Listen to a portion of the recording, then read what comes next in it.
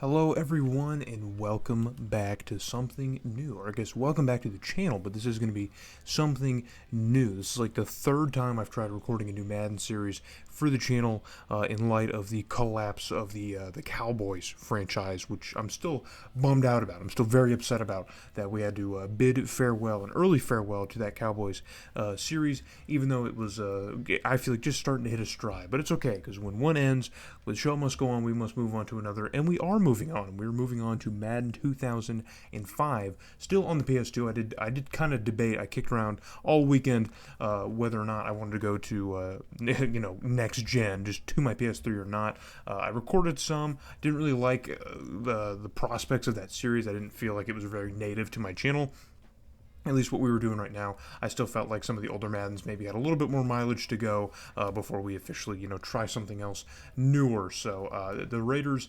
another thing I like to do is or what I'm trying to do with my Madden series is flip conferences with each one. So I did the Bengals series in Madden 2001. I did the Cowboys in Madden 2002. So I wanted to go back to the AFC for our next series. And so I decided to pick the Oakland Raiders because in Madden 2005, they are one of the better teams to have or to do for a franchise, because in 2004 Bill Callahan would lead the Raiders to a 4-12 season following their loss in the Super Bowl to the Buccaneers, and he would be fired. So Norv Turner, who was the coach in this game, is in his first year taking over the Raiders. He would go 5-11 in this year, but this is a game, so hopefully we can do a little bit better than that. We're gonna immediately go. Actually, I'd love to go to the contracts first. You guys know I love to look at the contracts before we just get right into. Maybe it's not even gonna let me. Yeah, is it not gonna let me? Figured it might. Oh, it does it. Okay. Does it do it on the depth chart? No, but it does on the roster, so that's what we'll do. Okay. I was like, is it not even going to show me contracts? Okay, here we go. So, in this game, we do start off with Rich Gannon. He is a 17-year pro. It says he has 3 years left on this contract, but he's for sure probably going to retire after this season, so we probably don't have to worry about Rich Gannon long term. And then we have Kerry Collins backing him up, who's also getting up there in age. He's also making quite a bit of money. So we have two starter caliber guys in the NFL on this roster. And we also still have Marquez Tuiasosopo. I think I'm saying that correctly. I don't know. It came up in Madden 2003 in my Cardinals series, but I don't think I ever got the pronunciation right. But we do have a pretty solid situation going on at quarterback. We don't really have to worry about that, because even once Rich Gannon retires, we will at least still have Kerry Collins for another couple seasons before we have to worry about what we're doing at quarterback. At the running back position, we still have Tyrone Wheatley, another pretty old guy on this team. He's making quite a bit of money. That's just his total. It doesn't give, okay, salary. So he's making 1.45 a year. That's kind of where we want to look. I want to see the quarterback, see what they're making really quick. Okay, so not a crazy amount of money for either of them. I guess 4.88 for Garrett Collins is kind of a lot, but if he was starting, it would make a lot more sense. I can't really trade Rich Gannon because he's a 17-year pro. We know he's going to retire, but just kind of benching Kerry Collins for this year, paying him that money, just seems absolutely nonsensical. It seems so stupid. I don't know if the Raiders were betting on Rich Gannon retiring before the season, and he just didn't. I'm not sure. I don't know if it's a Madden roster thing. I have no idea. But Tyrone Wheatley is our starting running back. Behind him is Amos Zeroui. I think that's how you would say that. Amos Zeroui, who is making significantly less money than Tyrone Wheatley is. So that might actually be a move that we do. So Zeroui is in a contract year, so for sure, if he does well and we give him a starting role, he will probably be seeking a lot more money, probably closer to what Tyrone Wheatley is making, probably more annually than what he's making. But Tyron Wheatley is still like in the brunt of this massive contract, which will for sure take him to the end of his career as a Raider if we decide. But I don't think that's a contract we want to keep long term. We will probably definitely be looking to move off of this. Then we also have Justin Fargas behind Zeroui. So either way, between Zeroui and Fargas, one of these two guys is going to stick around at least for the short term, at least for the next probably 4 seasons, I would say. So regardless of what the money is. And even then, we have Troy Hambrick, who's also 75. So between these three guys, I am not concerned in the slightest about where we're at with running back.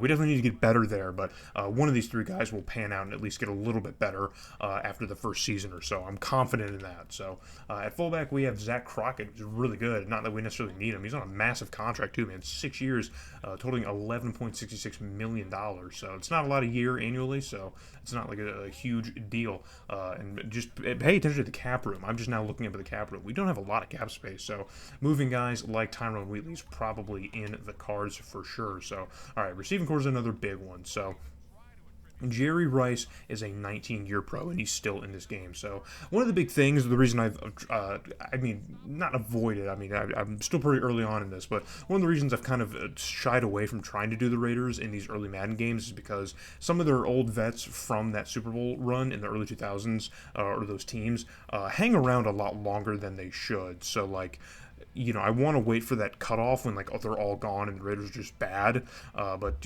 some of them kind of float around in, like, Madden 05 and 06 and stuff and 04. So it's kind of hard because this season is kind of the point in which this team completely starts to fall off a cliff and nosedive, just forever, even till the present day, outside of, like, a season or two. But we still have Jerry Rice on the team. We still have Jerry Porter, or Jerry Porter's younger in this game. Tim Brown. So I'm looking at. We still have Tim Brown. We still have Rich Gannon. So like those three pieces alone are going to make this team competitive.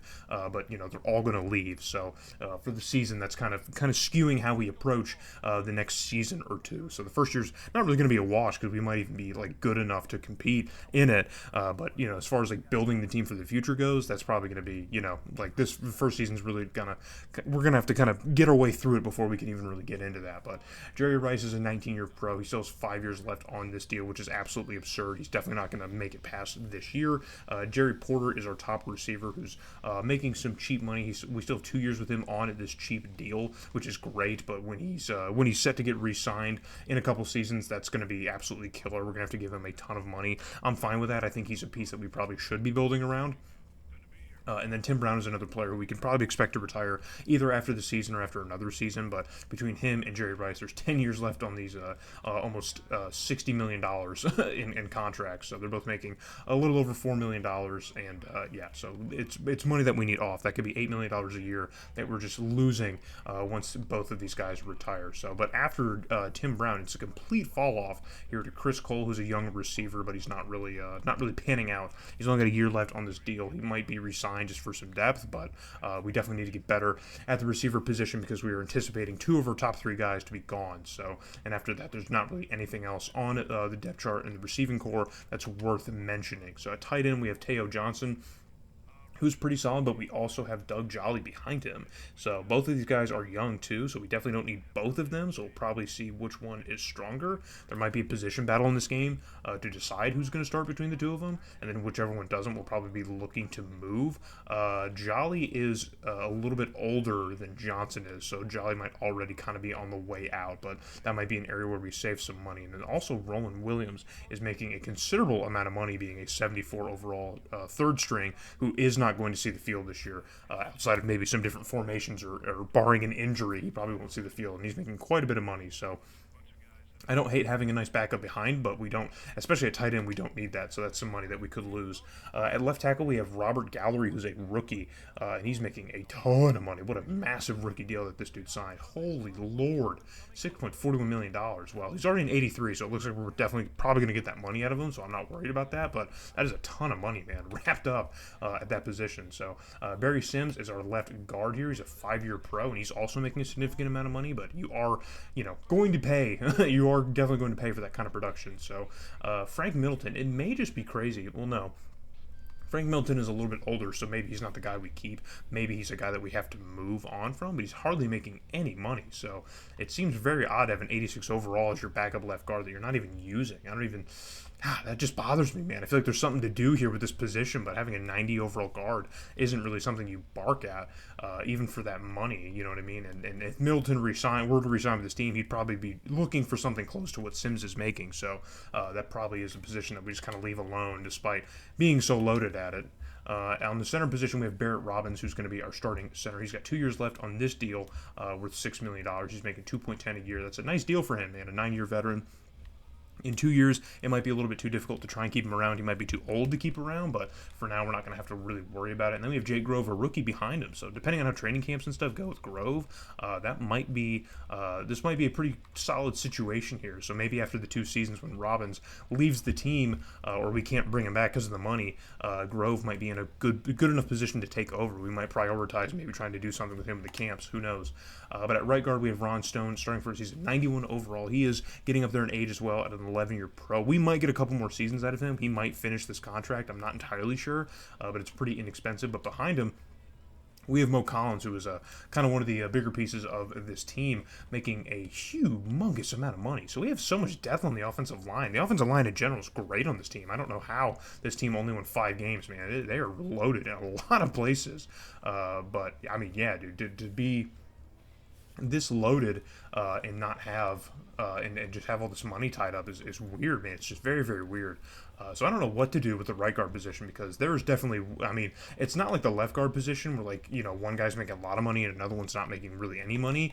Like, both of these guys are making a ton of money, and, like, we can't really afford to keep both of them. So maybe Ron Stone's a piece we move because of his age, even though he is the significantly better player. Maybe we just move off from him and just kind of stick with Mo Collins for the next 5 years, since he's earning that money right now. Like, he's getting paid significantly more money. That might not make sense to keep the guy who's worse, who's making more, but I mean, I doubt we can probably get rid of this contract, and Stone's going to be a guy who's probably going to be gone here in a couple seasons, so we can at least guarantee that Mo Collins will probably give us, you know, double what we can expect out of Stone. So if Mo Collins can continue to progress closer to this 91 by the time, you know, this contract's up, then I don't think it's a huge loss, but you know, we're just spitballing out loud here. So Langston Walker is starting at right tackle as an 81 overall. He's got 3 years left on this deal, and that's an inexpensive deal. It's probably the most team-friendly deal on the offensive line, period, despite our backup left guard situation. This might be the best deal on the offensive line, just for a starter, you know, making this kind of money. That's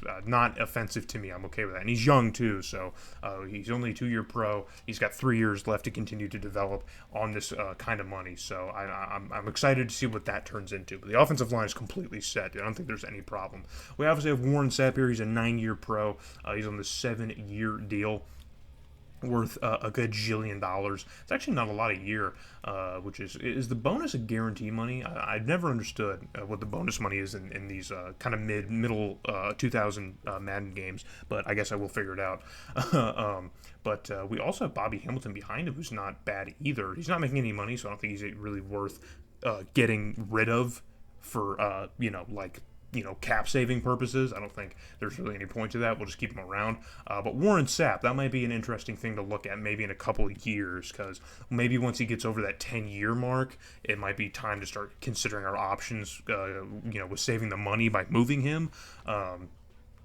But for now, I think he's fine where he is. On the right side, we have John Perrella, who is not nearly as good considering the money he's making, and he's old too, so this is a guy I would probably definitely want to move because of the money, but there's not really an option behind him. Chris Cooper's not like a solid option behind him, so that might be an issue. Maybe it's possible that Bobby Hamilton could start on the right side. Maybe we'd have to look at the depth chart and see what his rating would be on the right side, but if he could maybe get close to this 80 overall, then I would definitely trade John Perrella and save some of that money, because I don't think paying 3.28 to an 11-year pro who's only an 80 overall, I don't think that's something smart that this team should be doing. That's probably at least a draft pick or two, which is sitting on the roster that we could probably turn into. On the defensive line, we have Ted Washington, another GOAT on this team, or another long-tenured veteran, on this team. He's a 91 overall. He's making a pretty decent chunk of change here. Not too bad for the overall here. I think that's actually a pretty solid deal for him. But again, another play that we can expect to probably be done after a year or two. And then we have Turtle Sands behind him, who's only a year into his career, so he might grow a little bit more by the time his contract's up.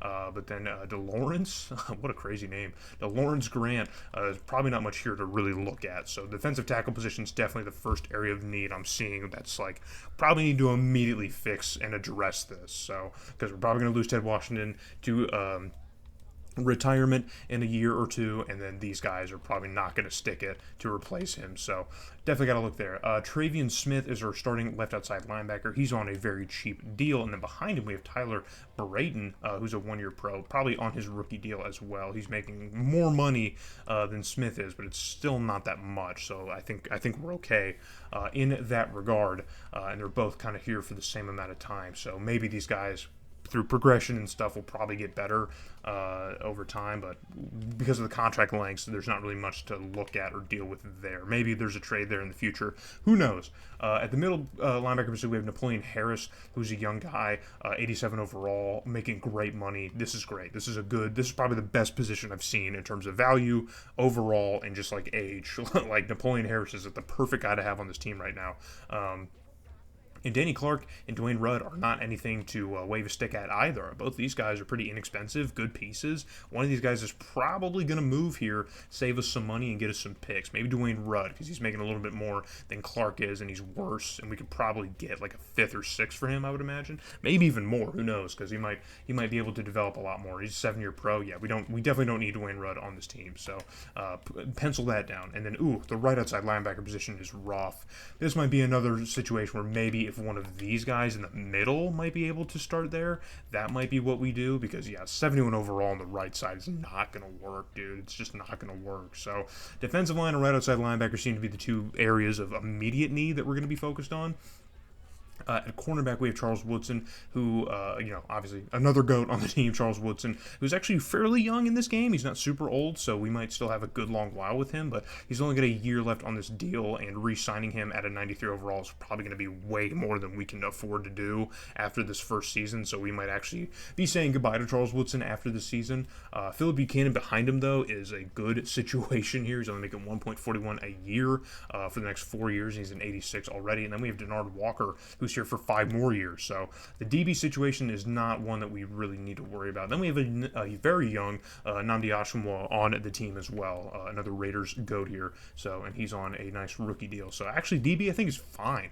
Charles Woodson might even be a smart deadline move. Who knows, man? Maybe at week 6, he might be a guy that we're looking to get on out of here to save us some money and get us some high-end picks. I'm going to jot down all these trade guys I'm talking about because, that we might have ourselves a loaded draft class here after this season.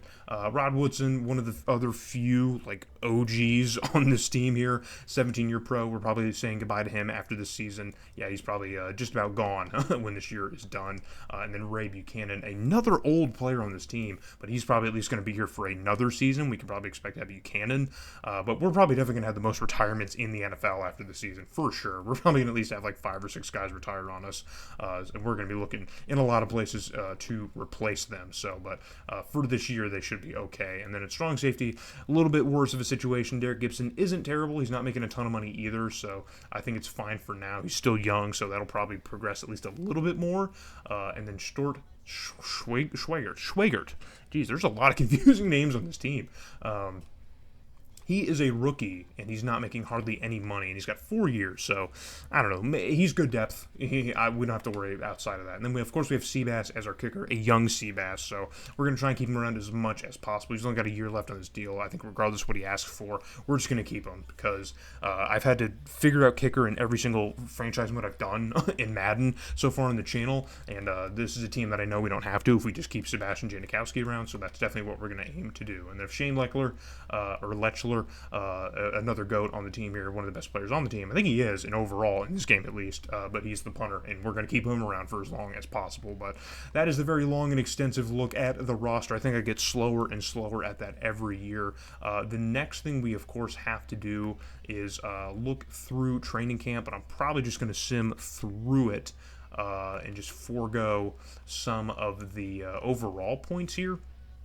I'm not sure if there's a whole lot of players that we need to go through. Actually, we'll just go through it, and I'll cut back in afterwards. Okay, so we're cutting back in after training camp and the preseason, and we're going to look at everyone's progression here. So Rich Gannon did not regress, so I guess that's a good thing, but Kerry Collins actually did progress. So he's up to an 88, so he's looking like a much better replacement for Rich Gannon after this season. Hopefully he sticks around for that. Tyrone Wheatley actually increased a little bit here, up to a 79, so we got a little bit of a boost to him, even though we're probably looking to move off of him. No one else in the running back room grew at all, so Tyron Wheatley, the only one getting a boost. He really wants to keep his job here. Zach Crockett didn't grow at all. Also, pay attention to some of the injuries here. We also have some injuries to pay attention to. I just noticed that, but Zach Crockett looks like he suffered an injury during preseason, but he should be good to go. But Jerry Rice looks to be injured for maybe a short week here. He didn't grow at all. Neither did Jerry Porter or Tim Brown. No one in the receiving room. Actually, Alvis Whitted grew quite a bit here. He grew up 3 overall points, so good for him. He's trying to fight for a spot on the team, I guess. No one in the tight end area grew at all. No one on the line here. Yeah, we're not seeing a whole lot of growth throughout here. We saw it in a couple good positions here, but it looks like the rest of the team seems to be pretty firm. I'm not sure if the age is a factor here. It looks like Danny Clark grew quite a bit to an 81, so he's an even better option as a linebacker. Again, I already talked earlier about maybe finding a spot for him on the right side potentially. Maybe he's got a better chance of starting over there, especially at least over a 71. He's got to be better than a 71 on the right side, so. Phil Buchanan also grew a little bit here. He grew up 1 overall point, which is good for him. Denard Walker got injured for this season in the preseason, so we lose Denard Walker for this year. That's brutal. Nnamdi Asomugha grew 2 points, so maybe that's not the worst thing. It might be better for him to get some more reps over Denard Walker, but still, huge injury to sustain here through the preseason. Fortunately, most of our starters look to be pretty healthy. No one else is growing in the safety area, and Seabass didn't grow either. But of course, we could do the drills to make them grow a little bit more too, so that's something to also consider. But we are now done with the preseason, so it's time to get into the regular season, look over our schedule, and then we will get on out of here. Okay, so here is a look at our schedule for the season. It should be the same one in real life, so you can just probably look at it and know exactly what we're going to do. But we start our season off in Pittsburgh against the Steelers. Then we have a 2-game homestand with the Bills and Buccaneers coming to Oakland. Then we take to the road to play the Texans in Houston, in the Colts in Indy, before returning home to play the Broncos, our first division game of the year. And then we have the Saints also at home before we head to the road to San Diego to play the Chargers for a second division game. And then all the way out to Charlotte to play the Panthers in Carolina. That's a brutal back-to-back before we get our bye week here in Week 10. A nice little bye week towards the middle of the season. Then we come out of the bye week and play our second game against the Chargers, and then follow that up with our second game against the Broncos on Sunday Night Football in Denver before returning home to welcome the Chiefs, our first time against the Chiefs. Then in Week 14, we're on the road in Atlanta to play the Falcons before returning home to play the Titans. And then we head on the road to Arrowhead and then finish our season back at home with the Jaguars. So I like this schedule, man. This is a cool schedule. A lot of fun opponents on the schedule as well. So some immediate things, looking at the games that we're probably going to feature here. We're definitely going to watch this first game against the Steelers. That's probably where we're going to start off immediately. And then probably one of these home games we'll probably look at before we head into this second road trip. I would like to look at one of these games against the Texans or Colts, but and then we'll probably, that Sunday Night Football game against the Broncos later in the season is probably the game with the Broncos we'll focus on. But I'm just planning out loud at you. So when we come back into the next episode to really get the series going, we are going to be in Pittsburgh at Heinz Field playing the Pittsburgh Steelers. And I'm still just floored why this team is rated so poorly. I do not understand, man. The 77 overall, I don't understand. Either way, I don't know. Maybe it's the age, the average, the depth. I don't know, but either way, I'm going to mess with the settings, try and get it close to the realism, quote-unquote realism that we had in Madden 2002 to make it a little bit more enjoyable, the sim, I mean. So when we come back, we will be playing against the Pittsburgh Steelers, a good Steelers team. So hope to see you all there when we try and pick up one win in one game.